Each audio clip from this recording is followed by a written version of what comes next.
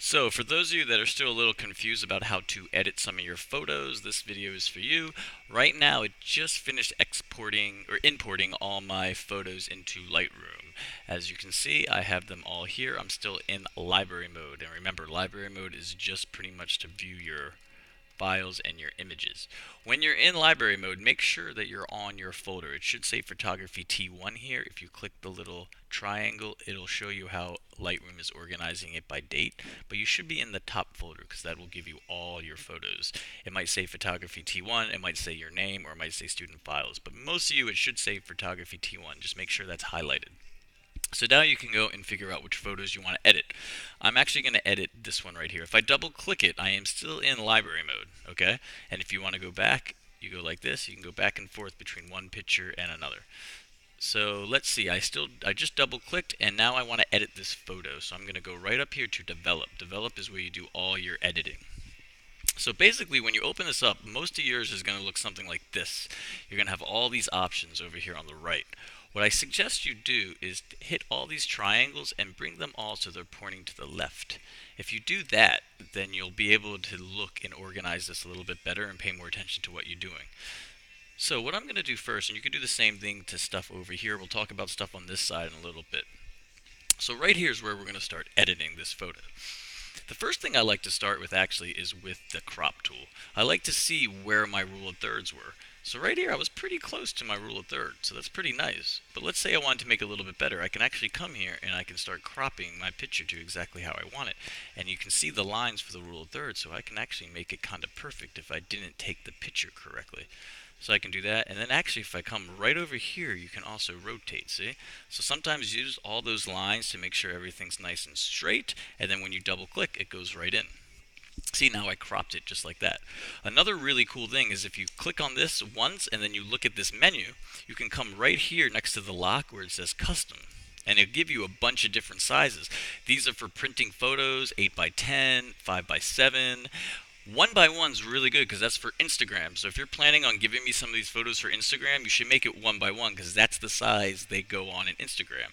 It's just a box. You see, it's a square. So now I can take it and get my rule of thirds. I can make it bigger or smaller, but you see it remains 1 by 1 when I do that. So let's do that, and let's do a 1 by 1 like this. Double click. There you go. So let's look at this photo. It's a pretty good photo, but look, it's very overexposed, which means there's a lot of white. We want to get rid of some of that white because it's too white. So the first thing I'm going to do is go to basic editing. So these are some basic tools to really get this photo to look cool. The first thing I want to show you is this temp and tint. This is pretty neat if you really want to add colors. It's almost like Instagram filters. So if I want to make a lot of blue in there, I can go this way. If I want to make a lot of yellow, I go this way. And you can kind of play around with this. This takes you to green if you want to make it a certain color, but I like to make it exactly what it is. Remember, when you start messing around with stuff, you can always do Command Z and backtrack. So if I keep hitting Command Z, it'll backtrack to its original. Okay? So now I have it as shot, so that's fine. I'm going to just keep it like that, but you can play around with these. The next thing, remember I said this was overexposed, which means there's a lot of white. That's what you want to do when you have either it's a lot of white or a lot of dark. You want to go to this exposure tab. So if it's a lot of white, I'm going to bring down the exposure because I want some more darkness. See how I did that? And if it was the opposite, if it was too dark like this, I can make it lighter like that. See? So I'm going to actually bring it down right about there. That looks pretty good. Another cool one is contrast. Contrast will really make your colors pop a little bit if you up the contrast, and it'll do the opposite if you down the contrast. I always like to up the contrast a little bit. See how it makes it just a little bit more shiny? You can see the colors a little bit more. If I do the opposite, look, it gets rid of some colors, see? So I like to go sometimes over here somewhere in the 40s. That's cool. Highlights, shadows, whites, and blacks. This all has to do with a lot of the whites and blacks that you see in here. Highlights, if you notice, if I lower the highlights, it'll bring some of those whites down. You see that? You can notice like now you can see a lot more of the details. And the opposite too. If you want to bring those lights in, you go this way. I like to see the details, so I usually bring my highlights down. Shadows is very similar. You can either up the shadows or decrease the shadows. So right here I am going to, if I up the shadows, see, it gets rid of some of those shadows. If I want to make it a little bit darker, I can come down. I like shadows, so I'm going to darken this one. Whites and blacks are nearly the same thing. If you want to see more white, you increase this. If you want to see less white, you can decrease it. And the same thing with blacks. If you want to see more blacks, come down. If you want to see less black, come up.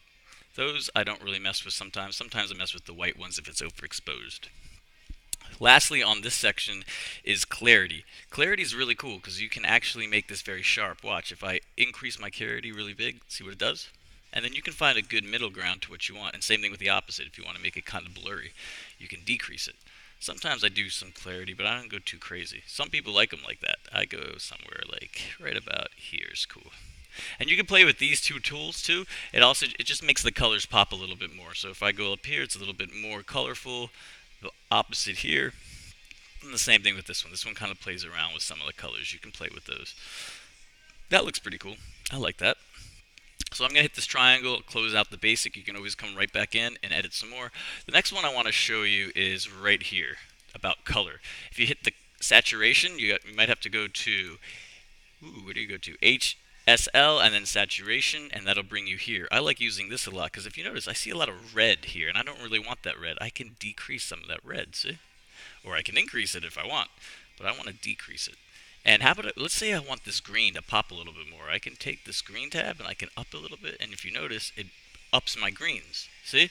And see over here, I see some yellow, a little bit of orange. If I want to play with that, I can bring down the orange. I can bring down the yellow. Watch what happens. See? It kind of gets rid of it. So you can play around with these to kind of make your photo perfect. It kind of looks like there's some weird purple going on here. So let's decrease some of this purples and see what happens. There you go. Ooh, that looks a lot better. Very nice. So you can play around with these if you want to make it perfect, or if you just want to make the image look really weird with different colors, you can play with those. There's two more I want to show you for this video. I'm going to show you detail. Detail is cool because if you want to really make it sharp, you can play with the sharp tool and you can really make it, see how it just makes it crisp? It might be hard to tell, but you can see now that like this is very crisp versus if I went like this. See how it's a little bit more blurry? This brings a lot more crisper to it. I like upping my sharpness. You can play around with a lot of this stuff, and it all has to do with sharpening. I don't want to get into detail about that right now. I'm going to close that out. And the last one I want to show you is effects. This one right here is pretty cool because if you want to have like a fisheye, you can go like that with the black, or you can do the opposite with the white. See? I tend to do a little black one. That's kind of cool. And then you can change the midpoint exactly where you want to do. So you can play around with all these, and you can see the different things that it does. So those are the effects that I want to show you for today. Just so you know too, if you ever want to backtrack, remember Command Z backtracks everything by 1, so you can keep going back. If you want to reset the entire image, you can just click this button right down here. See reset, you can go boom, reset, and it starts you way from the beginning. Now I'm going to hit Command Z and go back, and now here's my photo because that looks pretty good. So to export this photo, let's say you want me to have this and put it onto the Instagram.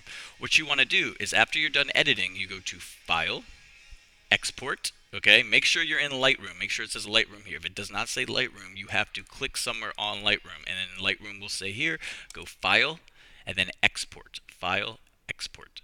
And after you click Export, you want to make sure this says Desktop. Some of you might have this clicked. I don't want it clicked, so don't click that. It should look just like this. Desktop and then nothing else. And then all you have to do is hit Export. Hit OK, and it should automatically appear right there. And there it is. If you hit spacebar, there's our picture. So now if you take this and you log into your Google Drive, you can actually drop it into your drive, and then you can post it onto your Instagram. I want to show you one quick thing though. A lot of you guys like presets. Presets are cool because if you actually want to go through different presets that are already here, you can go right over here to the far left, and you see they already have some black and white presets. They have ones like this. This is almost like Instagram filters, okay? So I can choose some of these, and these are ones that are already preset. You can see it on the far left. If I actually click on it, it'll actually change my photo. Watch. See how I clicked on it and it changed my photo to what this one was? I like to use some of their presets, but oftentimes I do my own. And basically what I did right here with all this, I can save this as a preset. So if I want this to do this to a lot of my photos, I can come over here and you see this little plus button? I can hit plus and then hit create. But first I want to give it a name. I'm going to say it my preset. Okay? And then if I hit create, now I have my preset right here. So watch. If I go to another photo, I'm going to go to this one. And then if I go to my preset, it totally changed it exactly to how that one is other than the cropping. You see?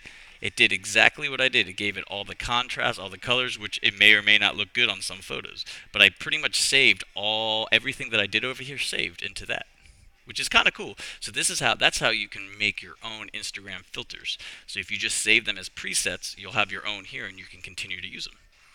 All right, I hope that helped. Remember, to get out of Lightroom, you just hit File, Quit. When this comes up, just say skip it this time for now and you are good.